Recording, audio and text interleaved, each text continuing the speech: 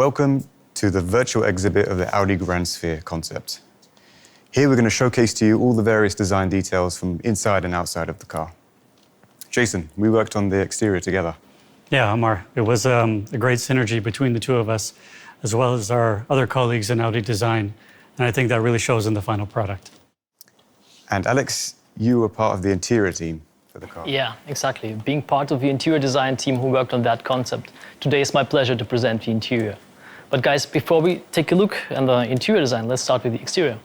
So you may be wondering how we chose to do the reveal of the Audi Grandsphere, and we wanted to do a deep dive into the philosophy, so we do it totally virtually.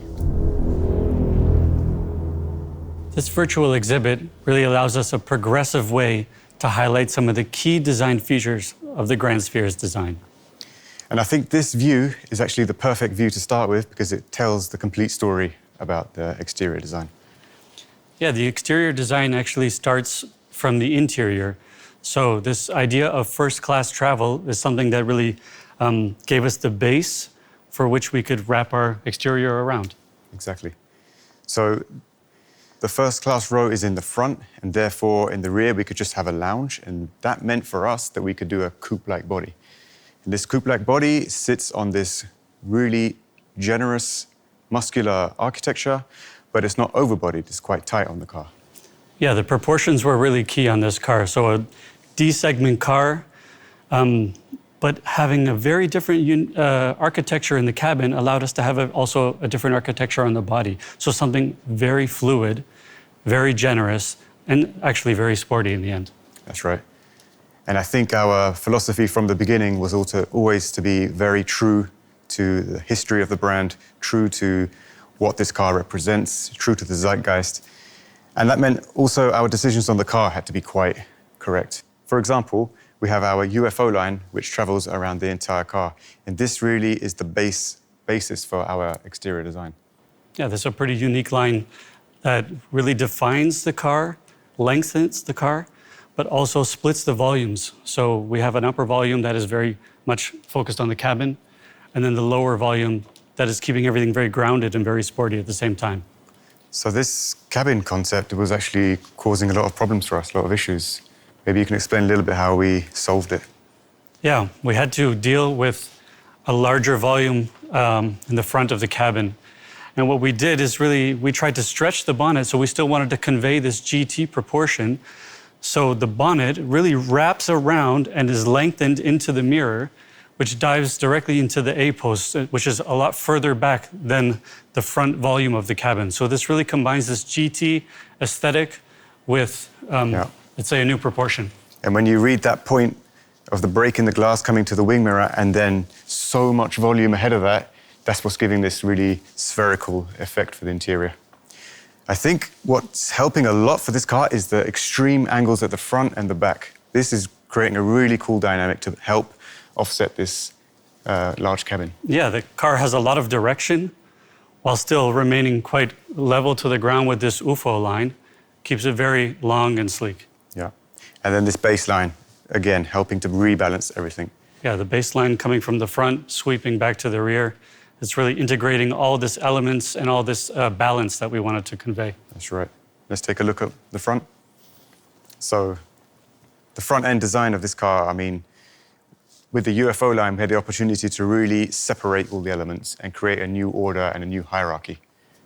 Yeah, this allowed us to place the headlights, which also convey our new signature eye, above this UFO line. So giving them some importance, giving them room to breathe and balance, and allowing us to also put the single frame, the Audi single frame, below this UFO line. So a new architecture and hierarchy. And what I'm really happy about as well is how we've captured the essence of traditional Bauhaus thinking and integrated it into our shut lines, into the headlamps. The volumes and everything are resolved in the most logical and clean way as possible. Yeah, and everything on the front has room to breathe. So you have a nice design element that's linking lines, but also a lot of movement with the Quattro blisters, a lot of movement on the bonnet that gives a real clean appearance and also, again, helps to stretch the car. So the most important part of any Audi are the Audi rings. And with this clean sheet design, we were really able to think about how to place these rings proudly on the bonnet and integrate them into the design and have them very clean. So the rings are position 1, and in position 2, we have the Audi single frame. We wanted to keep the Audi single frame on this car to integrate the sensors and lighting technology and make sure that when people see this car, they recognize it as an Audi.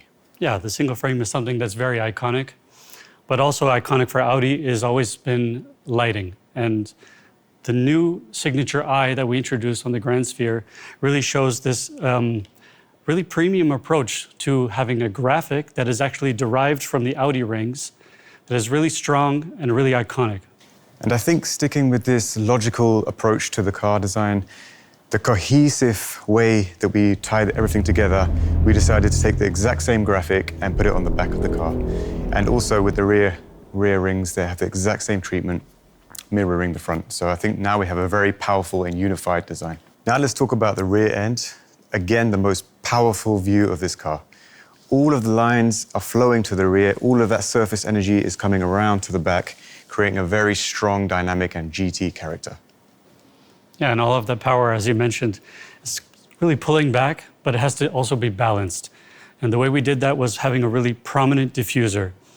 And electric mobility, we know, is going to be a challenge, and airflow is one of the ways that we can sort of command and dominate with that and overcome that challenge. And that diffuser really represents that. So really strong, prominent diffuser, really showing the intention of airflow. So I think that concludes our talk for the exterior design of this car. Now I would like to introduce Alex Barth. He will explain the interior design of this concept car. Thank you, Emma and Jason. The interior of the Grandsphere is especially designed for the automated driving on level 4. That gave us the opportunity to create a completely new operation concept. The main intention here was to create a frameless design. There is no permanent steering wheel, and there are no classical screens that can limit you. Instead of a traditional dashboard, we create a huge projection stage made of wood. The first magic moment when you enter the car, the Grandsphere welcomes you with your handwriting and your travel route. To interact with the user interface, we use several methods: eye tracking, speech control, touch and gesture. It happens in a simple and intuitive way. When you think of luxury, one important feature is simply space. For this purpose, we designed the Audi Grandsphere from inside out. The wooden surface which surrounds you creates a lot of space and a feeling of a cozy living room, a private sphere for yourself. The result is a cabin that offers tremendous space and totally new options to spend time during a journey. Space means pure luxury, especially when you drive long distances. The generous portal doors give the passengers comfortable access to this private space. The Audi Grandsphere offers you many opportunities to relax and enjoy the ride. Let's have a look in detail. The most comfortable seats are now those in the front row. They are designed to perform in drive, entertain, and relax position. We have privacy sound in the headrest and an air purifier in the upper backrest. The driver's seat is no longer just a working space.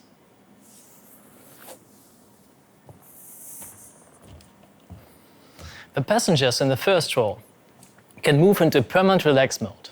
Without the steering wheel, you can watch movies or just enjoy the ambient projection. I love the totally new entertainment features and the revolutionary control elements. The new MMI touchless response allows you to set up your personal comfort zone. Here you can adjust your seat, temperature and the ambient light. In the relaxed position you can't reach the MMI touchless response. And this is where the eye tracking and gesture control can shine. You simply look at the MMI touchless response and select a function with a gesture. Now, this is a moment when the driver takes control. You activate the steering wheel via eye tracking and pull it out with a gesture. The steering wheel and our virtual cockpit are now an integrated combination. No matter if you like to drive by yourself or just want to travel first class, the Audi Grandsphere gives you all the opportunities based on the level 4 automated driving option. This means a new dimension in comfort while getting to your destination. While traveling, you also have a high-class bar for refreshments. The Audi Grandsphere is your private jet for the road. You sit in the first class, in the first row, and enjoy a new dimension of luxury. The car gives you the freedom to choose between driving by yourself or just let the car bring you to your destination. You can relax, communicate, getting entertained, or simply watch the landscape. That's what we call luxurious traveling of the future. The new Audi Grandsphere concept.